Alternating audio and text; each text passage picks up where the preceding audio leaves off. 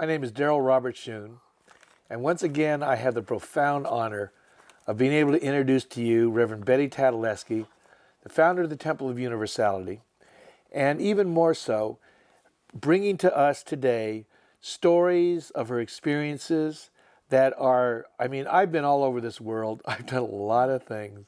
I've seen a lot of stuff, and I tell you, there's no place I'd rather be right here, right now, next to you.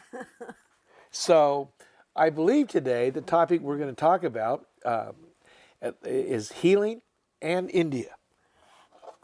And it just brings me joy thinking about it. Okay. You know, I think of the years that I would lie down and go to bed and think about worries and problems and things, you know. Of course, I didn't know I'd created them all myself. I didn't know metaphysical law, metaphysical truth, or that the universe ran on law. Yeah. I remember hearing a lot, you know, this about in the Old Testament where the old wise rabbis would say our delight is in the law, and on that we meditate day and night. Well, you know, it was only when I walked into a spiritualist church and found out that that this little dot of we call Earth, you know, is just a speck in all of creation, and that we are all one, and that we are privy to and able to go to any of those places, you know, because we are spirit ourselves, just encapsulated in bodies. And so, you know, there's a lot of depression about that when you think that this is your life and you don't know that you are free to be whatever you want to be, and that, as Jesus has told us, ye are God's. And when I think about this new year and the people and the big fights in Washington over health care, and so many people don't have it.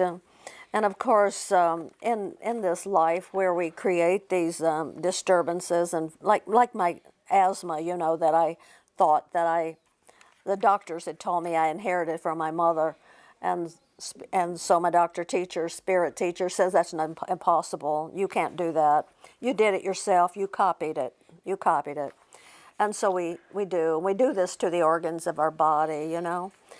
And so I was thinking about, like our last show, and I was talking about India. I have so many incredible experiences from the people.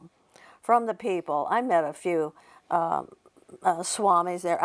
I met Swami Muktananda 6 months before he died, and he and Swami Muktananda and Stanislaus Grof were hosting the International Spiritual Conference in India, and in the olden days when it was Bombay instead of Mumbai, okay? And so they had the biggest names, the most noted names in what was perceived to be the New Age, okay? And so there were all of these people there. Shree Chakravarti, you know, the Tao of Physics, and I love him and his book. Rupert Sheldrake, Morphic Resonance. These were some of my favorites. Of course, my very favorite was Mother Teresa, and because she didn't have to say anything. She just walked in the room, and you could feel the spirit. Wow. Feel the spirit. Yeah. Actually, I got kind of tired of all the mind stuff. You know? Yeah. There were 35 or so, 40 presenters. Yeah, a lot of talking. A lot of talking, a lot of talking. rhetoric, a lot of, you know, I'm smarter than you are. Yeah. This is what I know. This is what I know. Yeah. Now, Shree Chakravarti and Sheldrake actually were two of the that I knew that knew. Okay. They knew. Yeah. They talked about, it wasn't just theory. Yeah. What they experienced. As a matter of fact, All right. when Sheldrake was speaking about morphic resonance, Shree Chakravarti, who was sitting over by me, ran up there and grabbed him and hugged him. He said, "You've been there. You've experienced this. You've experienced the dance of Leela." And he said, yes, the two of them had. Okay. The rest of them were, you know, trying to impress us and And I admire people with brains, you know, that right. use them to write Yeah, books yeah, and get rich. yeah, That's real nice. Yeah.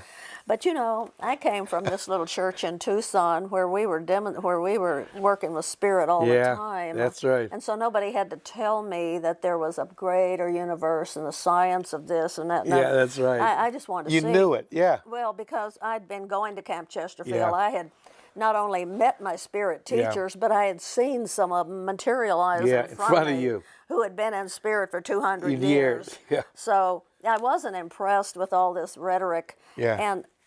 And you know, you would think that they would have had somebody demonstrate, wouldn't you?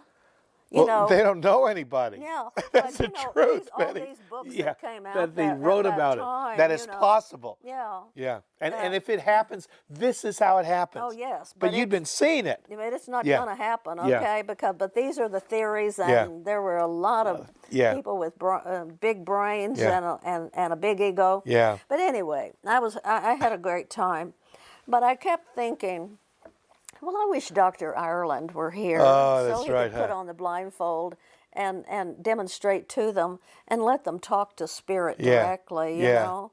But that didn't happen. Betty, could you tell our audience a little about Dr. Ireland? Well, you know, Dr. Ireland was the founder of what was called Your Church, Y-OUR, Yours in Our Church, Spiritualist Church. He was a great phenomena medium, a great friend, dear man. Here in Tucson. In Tucson, Yeah. very humble, brother of the great Phoenix prophet, Dr. Richard Ireland, yeah. And son of Margaret Fling, who wrote and channeled Spirit herself, White Lily. And they had all worked at Camp Chesterfield doing many forms of physical phenomena. As I said, I have seen people, my teachers, manifest right in physical form right in front of me. So I wanted to, I love razzle dazzle. All right. Okay. That's what Spirit said. You like the razzle dazzle? Yes, I want to see it, and I want to, I want to bring people to the temple so they can see it. You know? Yeah. Enough of belief or disbelief. Yeah. The only way you're going to know anything is to get experience it. you know. So anyway, Dr. Robert Ireland, dear friend, and you've met him several times In spirit. in our seance in the seances. room. Yep. Yeah, and so anyway, I kept thinking, wouldn't it be lovely if they would have brought somebody from camp, that could materialize or blindfold bill it or something like that. Yeah. And then somebody told me, there's a woman here. There's a healer here. She's not on the agenda. She's not on the program, but Stanislaus Grof brought her. He knew her. He's the one brought her from Delhi over to Bombay. Okay. Mumbai. Okay. And she's in room so-and-so. And I know Spirit made me privy to this information, okay? And they said this woman from Delhi is a real healer. And she's going to be in this room so-and-so. We were at the Oberoi. Okay. And With the marble bathrooms. With the marble bathrooms. Absolutely. And I was really happy after that to be in the real India. The real India. It didn't matter we were at the Oberoi or the Taj, or whether it was a little shack down here. Yeah. When the electricity and the water went off, everybody's went off. It didn't matter where you were. It was a great leveler, So we got out of that Oberoi and all of that after the conference, but and really, as we would say, really experienced India. But when I heard about this woman, and I went now there were like 600 people at this international conference. But got in the room, and there's about 20 of us in there. Okay. This woman comes in. Her name was Shree Chakravarti. Okay. SRI, her honorary title. Sure, Shree. Okay, Yeah. not invited to be a presenter. Yeah. Okay? And just given a ticket and invited to the conference. Yeah. So she comes in. But Stanislaus was the one who brought her. Stanislaus Grof. Grof. He brought her there. He brought her. Okay. Yeah. Paid her ticket, okay? Okay. So we're sitting around, I've seen laying on of hands, Yeah, and yeah, we yeah. do that, and hope it heals. Yeah, that's right. Okay, and I've seen some people that certainly I think they can facilitate some healing. Yeah. They have good hearts. Yeah. But this woman was absolutely beautiful. Regal. Okay. That's why I love India too, because it doesn't matter if you are poor, Yeah. real poor, Yeah. or real rich. If you've got that white sari on and your hair is so gorgeous, nobody knows. Yeah. No class distinction Yeah. there, okay? Yeah. So she's very simply attired in this white sari, and just that beautiful classic Indian face. She comes in, and she is carrying a plastic bucket, and she has somebody get water for her. Take the bucket, fill it up, okay? She has a blanket that she has folded up and has them lay on the floor. Lay it on the floor, okay? Well, she diagnoses first. Okay. Okay. And how she does it is she just put her hand right down about 6 inches from you, and wherever there's some disturbance, some pain or problem, it starts shaking. Her hand. Okay. And Spirit tells her What's going on. What the problem Okay. is, and she heals you with water. So what did you see in this room? What I saw was this woman with that plastic bucket yeah, full of full of water, water. and And there's around 20 of you. yes, and most of them were sick. Oh, okay. So I guess I got in. I don't know how Spirit got me in there, Yeah.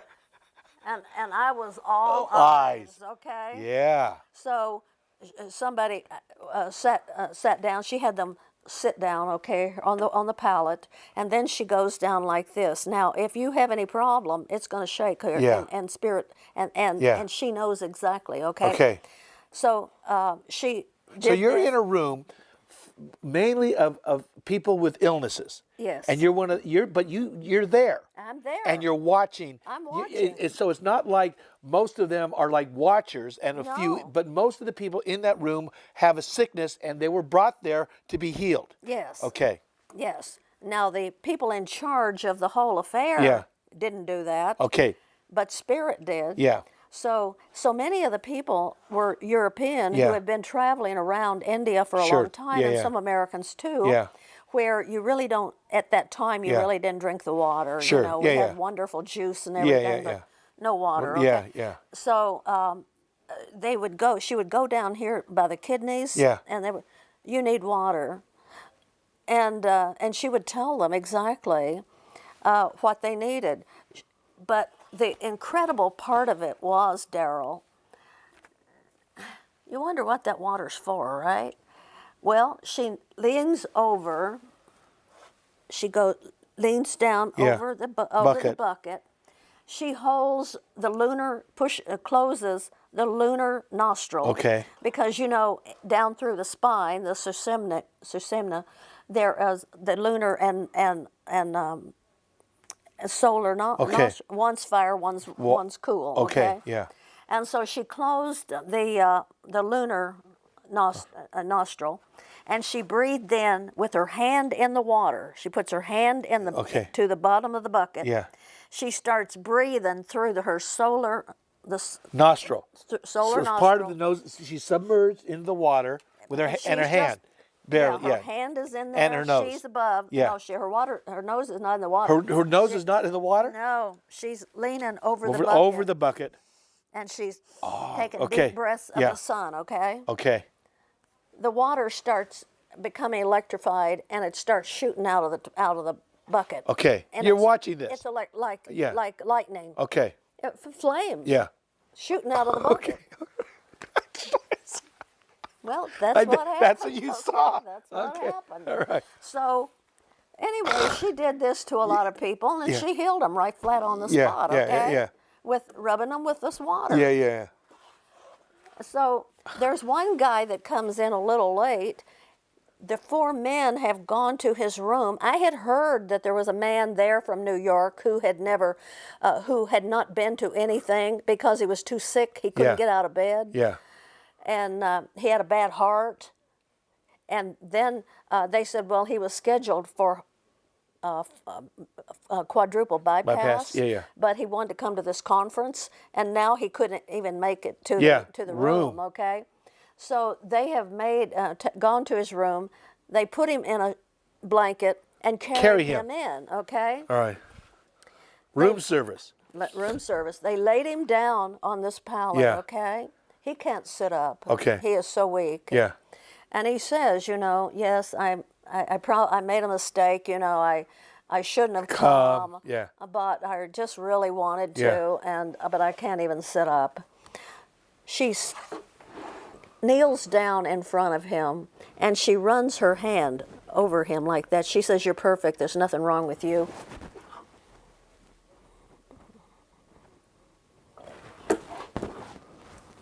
What happens? He says, well, I'm scheduled as soon as I get back for a quadruple bypass. Lady, you're nice. You're crazy, but I'm at death's door. I'm at death's door. She went over him again. She says, nothing wrong with you. She put it over here. She says, you've got a nerve, pinched nerve.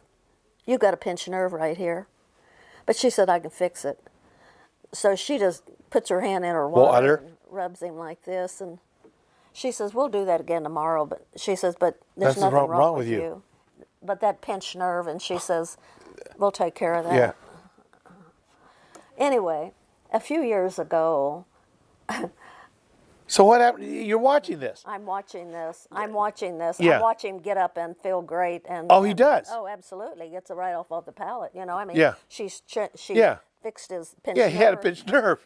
Well, she says, we'll do this again tomorrow, Yeah. but you're fine. Yeah. So a few years later, I was in a bookstore, and there was a book, Shree Chakravarti, that the guy that I watched being healed wrote.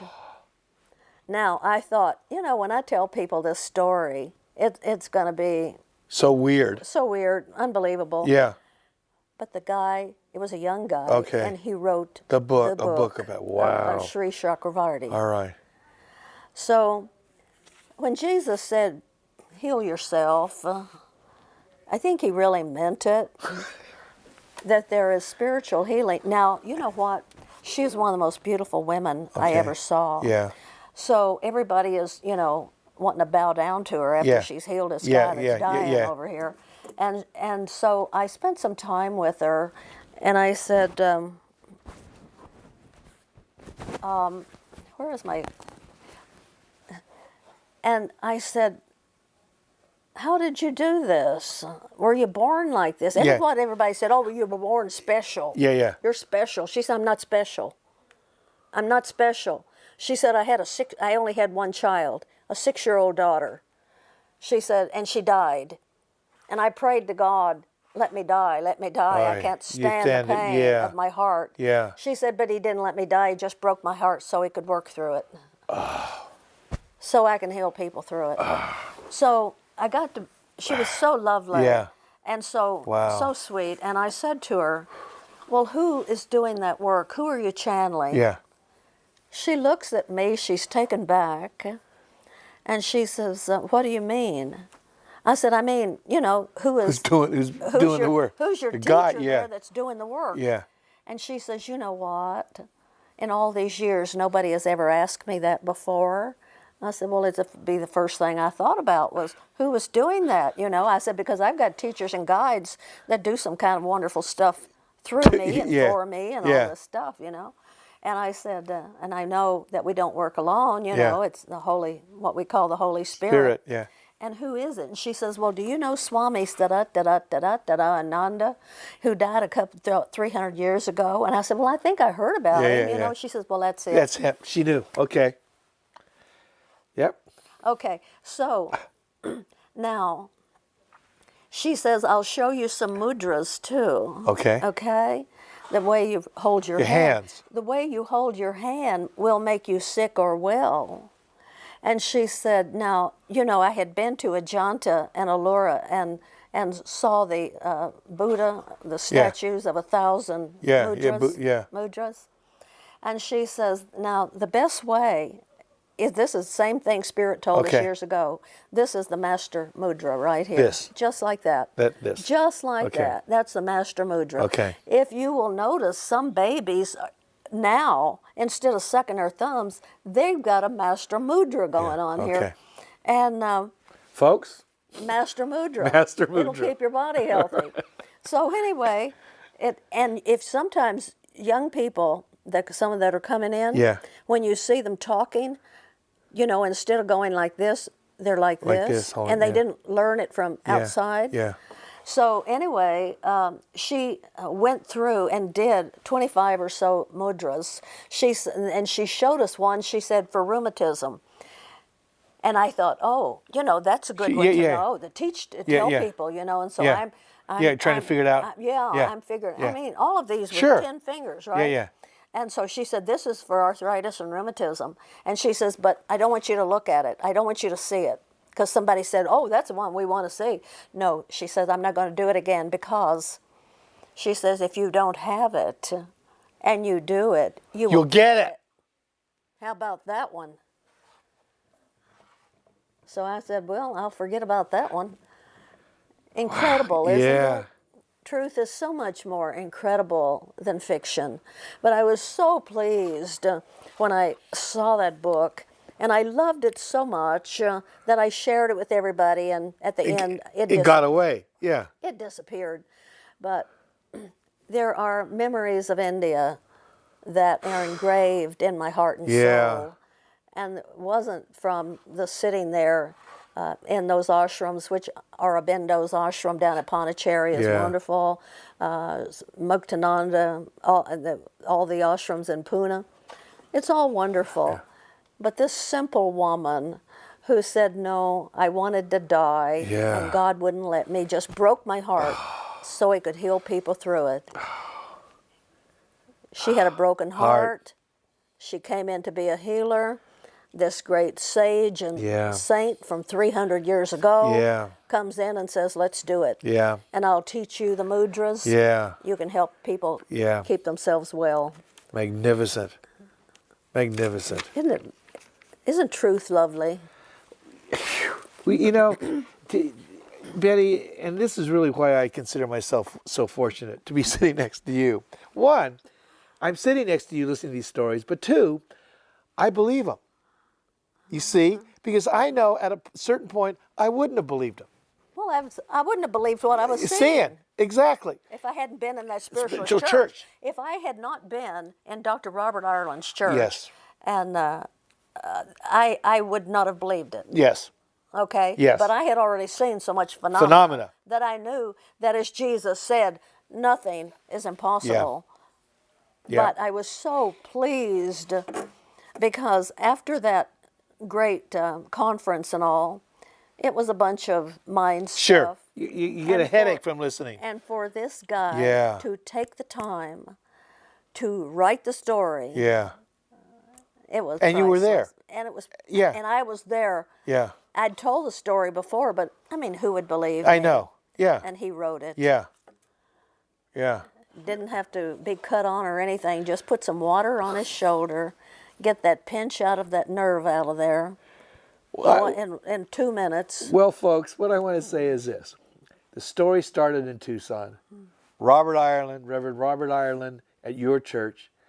Betty Tatalajski wanders into this church teaching the Course in Miracles in 1979. Falls up into Wonderland, as she said. Sees all this phenomena. And as a part of it, she ends up in India at this extraordinary conference. Stanislaus Grof, all these people, these from consciousness, and she sees this. And here we are in Tucson, and you've just heard the story. It was magic, metaphysical magic. Not that mind stuff. 11 o'clock, Sunday, Temple of Universality, the corner of Prince and Country Club. Thank you, friends.